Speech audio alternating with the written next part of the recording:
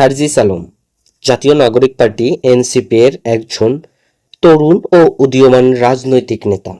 তিনি ছাত্রজীবন থেকে আন্দোলন, নেতৃত্ব এসব বিষয়ে সক্রিয় ছিলেন। পঞ্চগড় জেলার আটোয়ারীতে জন্ম নেওয়া সার্জিস ঢাকা বিশ্ববিদ্যালয় থেকে উচ্চশিক্ষা অর্জন করে।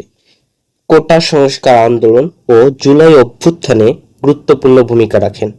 পরবর্তীতে তিনি এনসিপির উত্তরাঞ্চলীয় মুখ্য সংগঠকের দায়িত্ব নেন এবং তরুণদের রাজনীতিতে যুক্ত করার উদ্যোগ নেন।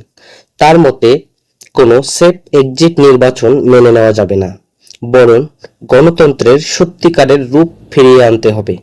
শাপলা প্রতীক নিয়ে নির্বাচনে অংশ নেয়ার ঘোষণা দিয়ে তিনি ইতিমধ্যে তরুণদের মধ্যে আলোচনায় এসেছেন। নেতৃত্ব, সংগঠন ও সাহসিকতার তিনি হয়ে উঠেছেন নতুন প্রজন্মের রাজনীতির এক শক্তিশালী কণ্ঠস্বর। যদিও সামনে রয়েছে অভিজ্ঞতার অভাব ও রাজনৈতিক চ্যালেঞ্জের দীর্ঘ পথ।